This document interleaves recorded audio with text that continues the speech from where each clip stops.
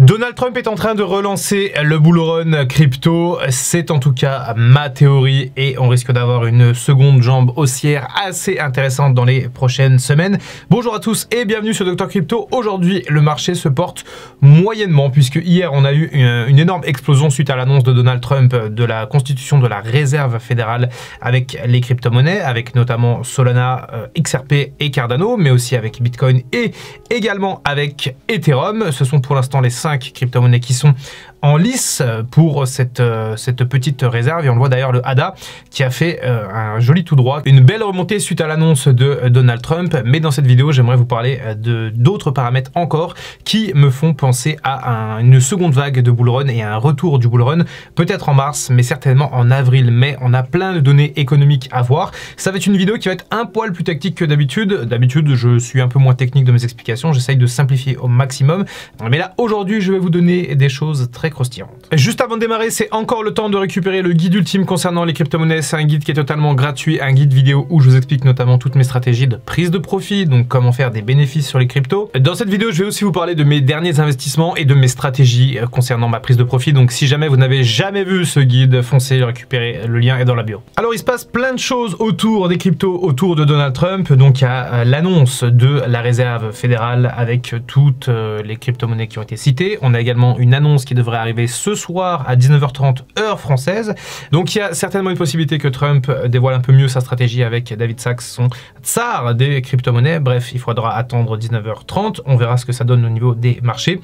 Il y a aussi certaines dates qui sont très importantes à prendre en compte. Notamment le 7 mars, vendredi de cette semaine, il y a un sommet à la Maison Blanche, le premier sommet des crypto-monnaies. Donc ça va être assez important à suivre parce que justement on peut avoir des confirmations et on peut avoir une idée sur la stratégie que va utiliser ce cher Donald Trump pour constituer sa réserve fédérale. Le 12 mars, on aura également le résultat de l'inflation américaine, mais on peut le voir, l'inflation américaine, elle a beaucoup baissé. Elle était à quasiment 2,30 il y a encore une semaine, et là, elle est à 1,44. On est passé du mois de février au mois de mars, donc peut-être qu'on a revu un petit peu le taux aux États-Unis. Mais pourquoi est-ce que l'inflation US est important? Eh bien, c'est ce qui drive un petit peu tout ce qui concerne les taux directeurs, la liquidité, etc., les principes d'investissement.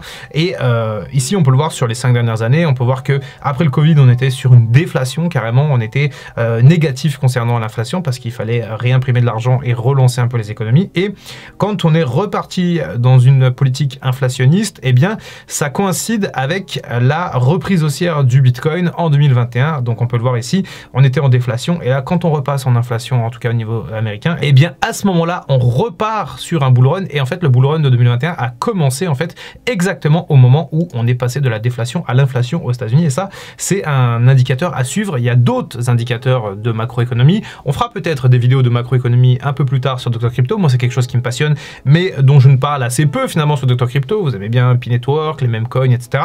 Par contre c'est vrai que c'est intéressant de regarder ça. Et justement concernant le calendrier économique, on a des dates très importantes. Alors là c'est un petit peu le bordel, il faut filtrer un peu. Vous avez toutes les données économiques, enfin tous les événements économiques sur le site investing.com, et globalement c'est mieux de chercher directement ce qui se passe aux États-Unis. Vous avez juste à trier ici parmi les pays. Alors je vous déconseille d'aller voir ce qui se passe au niveau de la France parce que vous allez être déprimés mais pauvres, mais globalement c'est les États-Unis qui drivent le marché. Et on a quelque chose de très important la semaine prochaine, ça a justement rapport avec l'inflation, c'est le CPI, donc le IPC Core, où justement les États-Unis vont indiquer le taux d'inflation en cours, sachant que c'est calculé le mois d'après pour le mois d'avant. Donc potentiellement on aura les résultats là d'inflation à 1,50 que potentiellement au mois d'avril, ce qui devrait booster les marchés durant ce mois-là. Alors ça par contre c'est marrant, la pub pour Solaxy sur investing.com, sachant que Solaxy c'est l'un des mêmes coins que j'ai dans le viseur, je le vois partout. On n'est pas là pour parler de meme coins, mais en tout cas c'est drôle de voir que sur ce genre de site assez sérieux, il y a quand même de la pub pour des meme coins. Un autre indicateur qui est extrêmement pertinent à suivre, c'est la Money M2 Supply. En gros c'est l'intégralité des liquidités, alors au niveau mondial mais également au niveau des États-Unis. Pourquoi est-ce que c'est très important? Parce que quand on a une impression monétaire énorme, quand on a un afflux de liquidité énorme pour relancer l'économie et notamment aux États-Unis, eh bien cette liquidité arrive sur des actifs d'investissement et notamment le Bitcoin et les crypto-monnaies. Et si l'on regarde bien un petit peu les différents bull runs qu'on a eu lors des précédentes années, donc là je peux pas vous le montrer parce que j'ai pas l'indicateur, mais c'est souvent très corrélé avec un ajout de liquidité et ensuite eh bien un arrêt de l'ajout de liquidité et une reprise de ces liquidités. Alors oui, c'est aussi corrélé avec le halving, c'est toujours 6 à 8 mois après le halving, voire un an, mais il y a ces deux paramètres à prendre en compte et cette année ça pourrait bien signifier justement le bull run de la liquidité plutôt que le bull run du halving. Ça, on suivra ça dans les prochaines semaines. Bref, vous l'aurez compris, je pense qu'on va avoir un printemps radieux. Honnêtement, je ne pensais pas qu'on irait sur un rebond si rapide. Je pensais qu'on allait suivre un range assez important encore jusqu'à avril-mai, justement jusqu'à ce que les indicateurs économiques soient meilleurs aux États-Unis. Mais du coup, j'ai pris des positions ce week-end parce que oui, je suis en train de constituer mon portefeuille parce que j'ai pris des profits durant la première vague, notamment grâce au Memecoin. Merci le portefeuille YOLO. Je vous invite à aller voir le Telegram où je détaille absolument tous mes investissements. Donc là, vous avez le lien qui doit être dans la bio. C'est là-bas globalement que je raconte un peu ma vie par rapport à mes investissements. Et cette fois-ci, j'ai décidé de recharger 3 crypto-monnaies. Donc Bitcoin, j'en ai rechargé vendredi à 84K et ce matin à 91. J'ai rechargé Solana, bien sûr. J'ai rechargé autour de 140 pour Solana en sachant que ma moyenne d'achat elle était à 90. Donc je m'expose un peu plus et je prends un peu plus de risques. Ici, on le voit, on est à 158, mais ça pourrait très bien redescendre sous le niveau de mon investissement. C'est pas grave, j'y suis préparé. J'estime que ce qui va se passer autour du Solana, avec notamment la réserve américaine et de potentielles autres bonnes nouvelles, comme par exemple un ETF Solana, et bien tout ça pourrait justement faire en sorte que la crypto-monnaie pète à la hausse. Je l'ai acheté à 144 Solana, donc à peu près par là.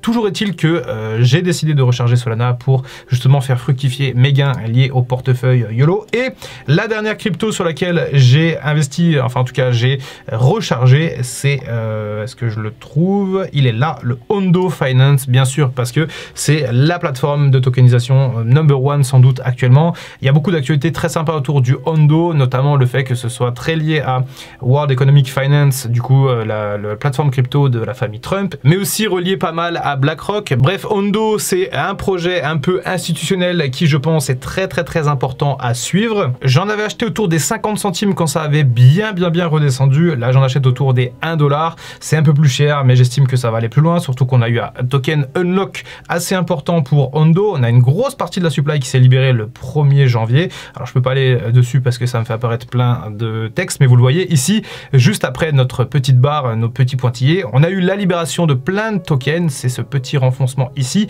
Donc, ce qui veut dire qu'aujourd'hui, il y a plus de tokens qui circulent. C'est plus difficile d'aller chercher des tops de marché pour le Ondo, mais j'y crois pour ce cycle. Je pense que ça peut faire au moins x2, x3, voire peut-être x5 si jamais on est un peu gourmand. Alors j'hésite également à prendre une petite allocation de P-Network, j'en parle pas mal en ce moment sur la chaîne. La chart est pas trop mal, hein, parce qu'on le voit, hein, on n'est jamais venu retoucher le bottom depuis le lancement, même si bien sûr on a des cascades de vente sur les derniers jours, mais globalement on a eu des grosses bougies vertes, et je me dis qu'avec une telle chart, ça prouve qu'il y a une solidité assez importante pour le P-Network. En même temps, il y a beaucoup de tokens qui sont bloqués, donc je vais voir si je rentre sur le P-Network dans les prochains jours. Et enfin, concernant les Memecoin et le portefeuille YOLO, je n'ai pas abandonné cette stratégie. Je pense quand même que les Memecoin ont pris un sacré coup dans la tête, notamment à cause de lui, là, le Trump, mais aussi le Libra, le Melania, bref, toutes ces daubes là.